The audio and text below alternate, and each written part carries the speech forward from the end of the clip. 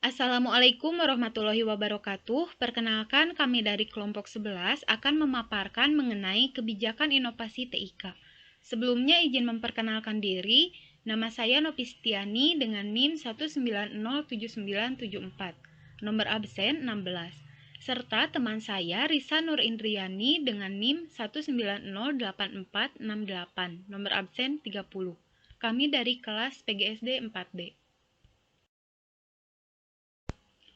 Secara terminologi, e-learning adalah sebuah proses pembelajaran yang dilakukan melalui network atau jaringan komputer, biasanya lewat internet atau intranet. E-learning berarti proses transformasi pembelajaran dari yang berpusat pada pengajar, sekarang berpusat pada pembelajar. Pembelajaran tidak tergantung pada pengajar karena akses informasi yang lebih luas dan lengkap, sehingga pembelajar dapat belajar kapan saja dan di mana saja. E-learning merupakan salah satu strategi atau metode pembelajaran yang paling efektif yang mampu menjangkau tempat yang sangat luas dengan biaya yang relatif murah.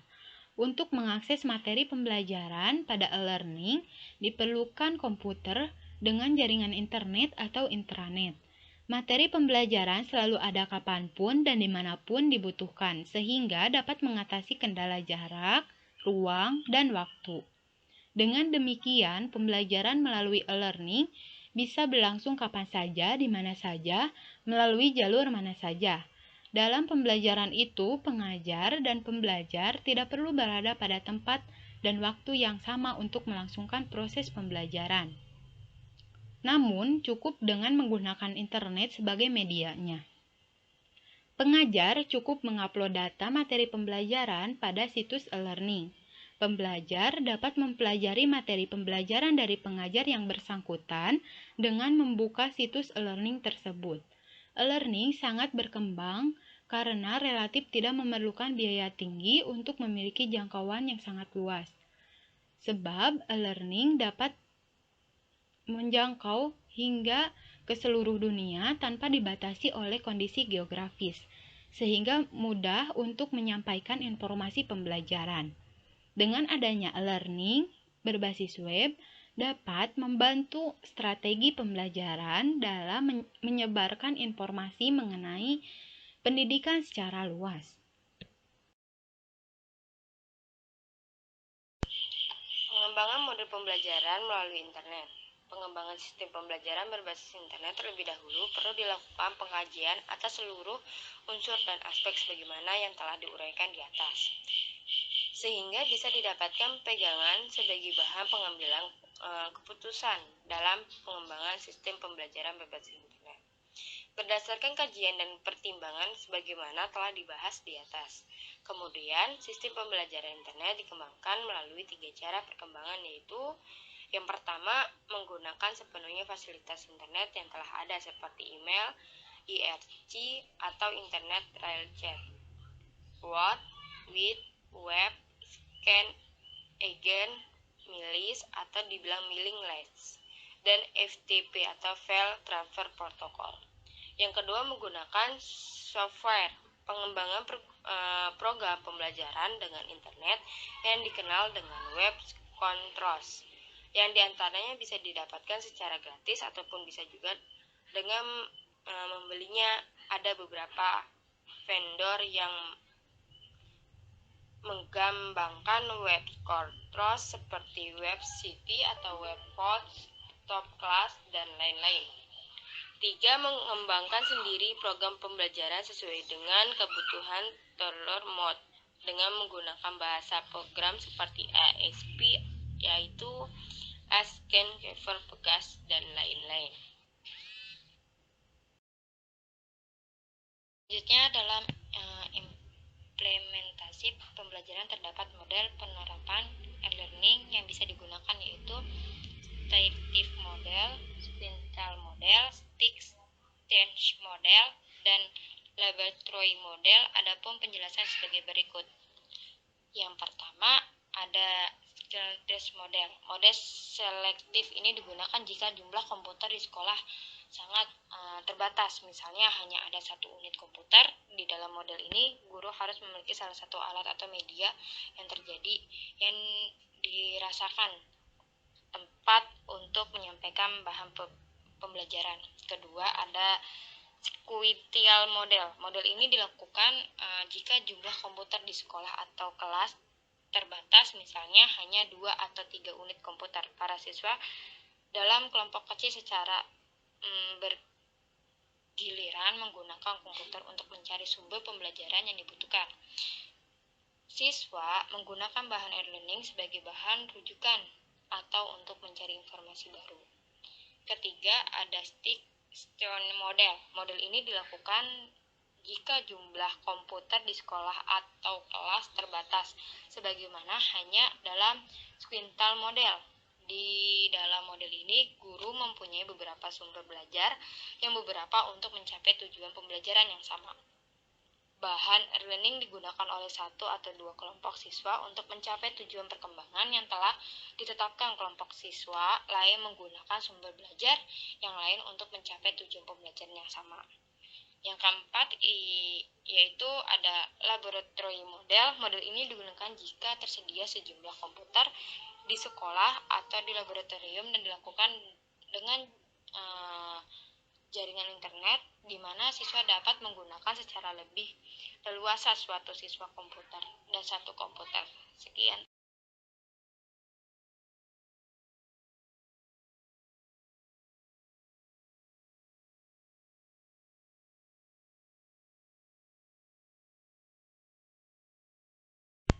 Contoh kebijakan dan inovasi TIK pada sekolah dasar. Yang pertama yaitu komputer atau laptop. Komputer atau laptop adalah alat yang berguna untuk mengelola data menjadi informasi menurut prosedur yang telah dirumuskan sebelumnya. Keberadaan peralatan ini sudah semakin luas di sekolah-sekolah. Bahkan ada beberapa sekolah yang memiliki laboratorium khusus untuk komputer. Beberapa manfaat utama komputer di sekolah adalah yang pertama, sebagai sarana penyimpanan data digital dari berbagai kegiatan pembelajaran. Yang kedua, sebagai alat audio dan visualisasi berbagai materi pembelajaran. Yang ketiga, sebagai alat memproses berbagai program berupa software pembelajaran. Hal yang perlu diperhatikan dalam pemanfaatan komputer di sekolah dasar adalah peserta didik sebagai penggunanya, khususnya siswa kelas rendah yang masih perlu perhatian khusus terhadap penggunaan komputer atau laptop. Nah, yang kedua yaitu LCD atau Liquid Crystal Display. LCD yaitu alat untuk memproyeksikan atau menayangkan informasi yang berasal dari komputer atau laptop atau media informasi lain seperti DVD player. Di banyak sekolah, pemanfaatan proyektor LCD sudah tidak asing lagi. Guru dapat menayangkan informasi-informasi pembelajaran melalui alat ini. Siswa sekolah dasar yang masih berada pada taraf berpikir abstrak dapat dipastikan akan lebih mudah memproses informasi melalui LCD yang lebih konkret atau nyata dan berukuran besar. Karena pada dasarnya fungsi LCD ini memperbesar tampilan layar yang terbatas pada layar komputer atau laptop. Nah, yang ketiga, smart television. Keberadaan smart television memang belum banyak terdapat di sekolah-sekolah. Alat ini merupakan alat penerima informasi yang berupa gambar dan suara. Tidak seperti televisi tradisional yang hanya dapat menayangkan informasi audiovisual. Smart television juga dapat mengakses jaringan internet, jadi pengguna atau guru dapat lebih banyak memilih channel yang disukai atau sesuai dengan materi yang akan diajarkan, bahkan menyimpan dan memesan tayangan yang sudah atau belum tayang. Nah, yang keempat, jaringan internet.